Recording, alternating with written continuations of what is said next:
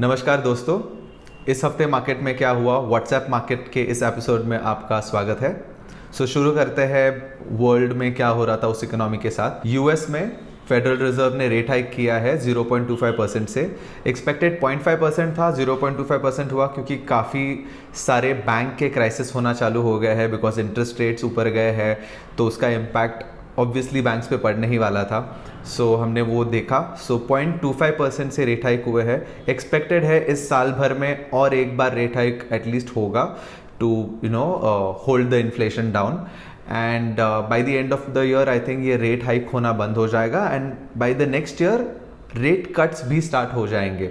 सो ये एक अच्छा न्यूज़ है कि रेट कट्स होना चालू हो जाएगा, तो रेपो रेट आपका जैसे जैसे कम होते जाएगा आपको स्टॉक मार्केट में ग्रोथ दिखना चालू हो जाएगा। एक और बड़ी न्यूज़ जो है वो लेमैन ब्रदर्स के लेवल का एक क्राइसिस आ सकता था बट वो अवॉइड हो गया है। क्रेडिट स्विस ये जो बैंक है उसको यूबीएस ने फॉर 3 बिलियन खरीद लिया है और इससे एक बहुत बड़ा मार्केट फॉल होते होते बचा है। अगर हम पिछले कुछ दिनों की या वीक्स की बात करें तो हमने काफ़ी सारे बैंक्स का डाउनफॉल देखा है and Credit Suisse was one of the banks जिसका एक डाउनफॉल होते हुए दिख रहा था ऑलरेडी।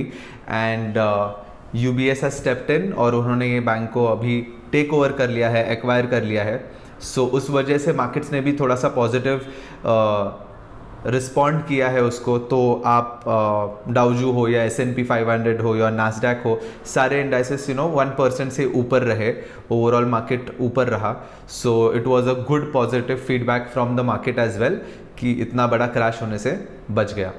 इंडिया के लिए एक बहुत अच्छा न्यूज़ है। फाइनेंस मिनिस्ट्री का एक रिपोर्ट है जो कहता है कि इंडिया का जीडीपी जो रहेगा इस साल का ग्रोथ रेट रहेगा around 7%, which is very good. इसके साथ ही इन्फ्लेशन जो हमारा है वो 4 to 6% जो कंफर्टेबल इंडिया का नंबर है इन्फ्लेशन का, इंडिया उसमें रहेगा। ऑलरेडी अपन 5% पे है और कम होने के चांसेस है, which is very good.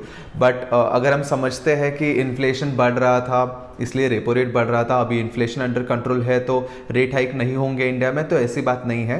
Rate hike फिर भी हो सकता है क्योंकि बाकी सारे ग्लोबली सारे कंट्रीज अगर रेट हाइक कर रहे हैं उधर के इन्फ्लेशन कंट्रोल करने के लिए, तो उसका और एक साइड इम्पैक्ट जो होता है वो करेंसी पे होता है। तो अगर हमारा करेंसी डिवैल्यूएट होने लगा तो हमें भी रेट हाइक करना पड़ेगा to balance our currency also. So जैसे मैंने थोड़ी देर पहले कहा, ये साल हम एक्सपेक्ट कर सकते हैं और एक rate hike, but from the next year rate cuts होना चालू हो जाएंगे, is what I feel. India की एक बड़ी न्यूज़, कल फाइनेंस बिल पास हुआ तो म्यूचुअल फंड सेगमेंट में डेट मार्केट के लिए एक बहुत बड़ी न्यूज़ आई है। वो ये है कि इंडेक्सेशन बेनिफिट मिलता था लॉन्ग टर्म, अगर बंदा इन्वेस्ट करता है 3 साल से ऊपर इंडेक्सेशन बेनिफिट भी मिलता था, और इंडेक्सेशन बेनिफिट अगर बंदा लेता है तो 20% टैक्सेशन लगता था। बट अभी वो रूल चेंज किया है। अभी डेट म्यूचुअल फंड्स 3 साल के ऊपर अगर आप मार्केट में हो तो आप टैक्स्ड रहोगे आपके टैक्स स्लैब के हिसाब से। सो डेट म्यूचुअल फंड को एफडी के टैक्सेशन रेट्स दोनों को मैच कर दिया है, तो एट पार आ गया है विद एफडी नाउ। सो अगर आपका डेट म्यूचुअल फंड में पैसा है तो और वो 3 साल से ऊपर मार्केट में है, तो फिर उसके जो रिटर्न्स आप लोगे वो टैक्स्ड रहेंगे as per your tax slab, और ये रूल 1 अप्रैल से लागू होगा। सो एक बहुत ही बड़ा न्यूज़ है इंडियन मार्केट का। इंडियन स्टॉक मार्केट में 8 लाख करोड़ रुपीस का डेट में इन्वेस्टमेंट है, तो जनरली ये ज़्यादा इम्पैक्ट करेगा एचएनआई लोगों को या इंस्टीट्यूशनल इन्वेस्टर्स को, क्योंकि उन लोगों का बहुत सारा पैसा डेट म्यूचुअल फंड्स में होता था। सो उनको ये इम्पैक्ट ज़्यादा दिखेगा। जनरली जो रिटेल इन्वेस्टर्स हैं उनका बहुत सारा अमाउंट डेट म्यूचुअल फंड में नहीं होता है, एक पोर्शन होता है, बट हम ये भी देखेंगे अभी कि बहुत सारा सेलिंग हो सकता है डेट में एंड मार्केट में रीस्ट्रक्चरिंग काफ़ी सारा हो सकता है। 5G प्राइस वॉर्स चल रहे हैं एयरटेल और जियो के बीच। तो जियो ने स्पेसिफिकली पोस्टपेड प्लान्स लॉन्च किए हैं targeting that postpaid segment. Generally Jio के प्रीपेड सेगमेंट में बहुत अच्छा होल्ड है, अभी उन्होंने पोस्टपेड पे कॉन्सेंट्रेट किया है, तो नए नए प्लान्स और ऑफर्स पोस्टपेड सेगमेंट में वो लेके आए हैं। तो ये एयरटेल के लिए बहुत ही एक कॉम्पिटिटिव पोजीशन में रखेगा एयरटेल को।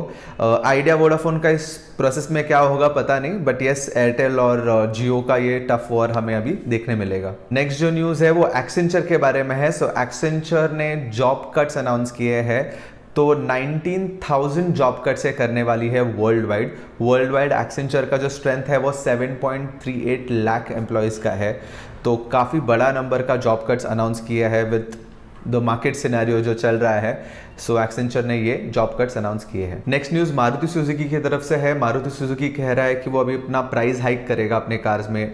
कॉस्ट बढ़ रहा है, प्रोडक्शन कॉस्ट हो या रॉ मटेरियल कॉस्ट हो, वो अगर बढ़ रहा है तो उनको मैच करने के लिए अपने नंबर्स प्राइस बढ़ाने वाले हैं। और अगर मारुति सुजुकी बढ़ाएगा तो एक्सपेक्ट करना है कि सारे कंपनीज कुछ ना कुछ प्राइस हाइक करेंगे। नेक्स्ट न्यूज़ जो है वो टाटा मोटर्स की तरफ से है। टाटा मोटर्स ईवी के सेपरेट शोरूम्स क्रिएट करने का प्लान कर रहा है। ऑलरेडी इंडिया में 85% शेयर ईवी पैसेंजर व्हीकल्स में टाटा मोटर्स का है। एंड एक नेक्स्ट मूव है, जैसे नेक्सा होता है मारुति का स्पेशलाइज्ड शोरूम्स, वैसे टाटा मोटर्स अपने ईवी व्हीकल्स के लिए स्पेशलाइज्ड शोरूम्स लाने वाला है। और इसी के साथ इस वीक का मार्केट का जो न्यूज़ था वीकली एपिसोड यहीं पे समाप्त करते हैं। अगले वीक फिर मिलते हैं। अगर आपको लगता है कि आपको एक समराइज्ड इन्फॉर्मेशन यहाँ पे मिल रहा है और आप एंजॉय कर रहे हो, प्लीज़ चैनल को सब्सक्राइब कीजिए, आपके फ्रेंड्स के साथ इस वीडियो को शेयर कीजिए। मिलते हैं अगले हफ्ते। जय हिंद।